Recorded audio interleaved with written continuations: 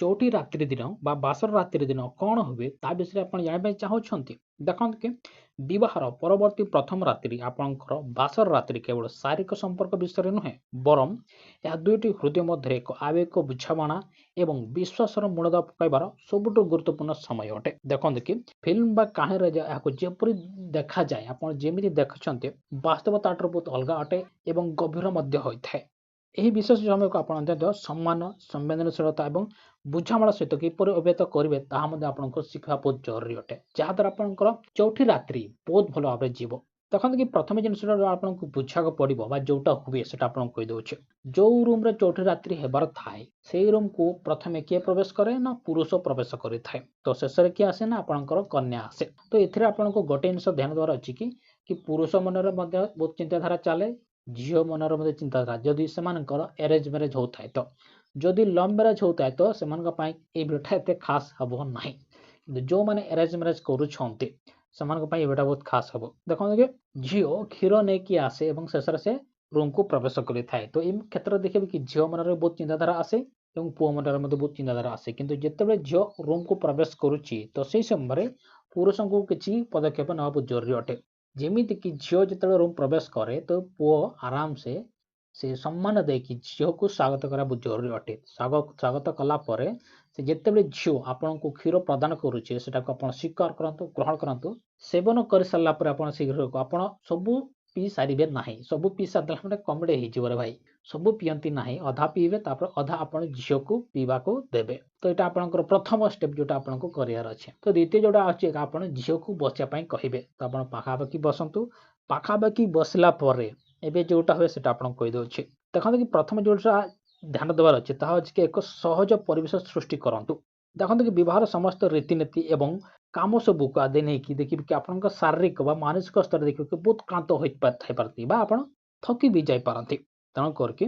कोठरी को आसवा प्रथम परस्पर जत्न आवश्यक अटे तेणु करके जो झील प्रवेश करुचे तो झीर जत्न नियंतु एवं झीर काम दरकार कि पुअर जत्न नियंतु जहाद्वारा आपंकर भल इंप्रेशन देखते कि एथिरे आपण केमिति आरंभ करे सेटा आपण कहि दउछि आपण एमिति आरंभ करि परिबे कि आजर दिनटी बहुत क्रांतिकार थिला ना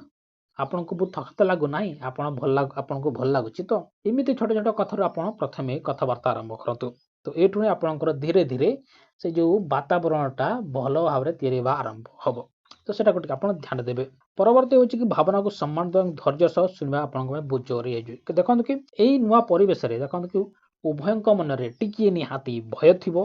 संकोच लगुव लाज भी लगुव कि नुआ जीवन को लेकिन आशंका आसीपे यहाँ गोटे नेचुराल अटे स्वाभाविक अटे जहाँकि समस्त लोक सहित हुए जो मैंने एरेंज मैरेज करती किंतु लव मैरेज लोक सहित कौन कह यहाँ तो न थाए बुझीपार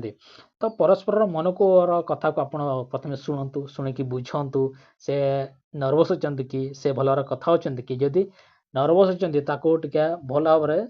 सांत्वना देके नर्वस रू टे सहज फिल अनुभव करातु जहाँ आपंकर भितर गोटे भल परिवेश तैयारी कर देखते कि आपड़ एमती भी कहींपारे कि मुझ तुम सहित अच्छी आज तुम्हें मोर आज तुम मोर स्त्री मु तुम स्वामी तेणु करके जहाँ किसी हम आम दुज मिसिकी आग को बढ़ा समाधान करके आग को बढ़ा एमती आप छोट छोट कथबार्ता करके एमती परिवेश को भल करें तो परवर्ती जिनस आप देखिए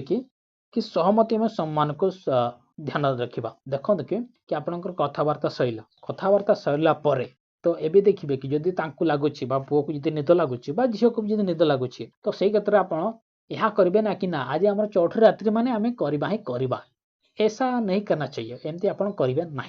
एमती कले आपंकर इंप्रेशनटा खराब पड़ो झील हो या पुओ हो जदि आप झील को बाध्य करेंगे तो झील नजर आप कहे कि ये तो केवल ये जिनस ही मरुला कहीदेव मैंने मन में आसो तेणुकर कि आपड़ से ना कहूँ तो ठीक अच्छे परवर्ती दिन करदे तो ये कौन समस्या ना जदि दुई जन सहमति अच्छी तो आप कम करेंगे से कौन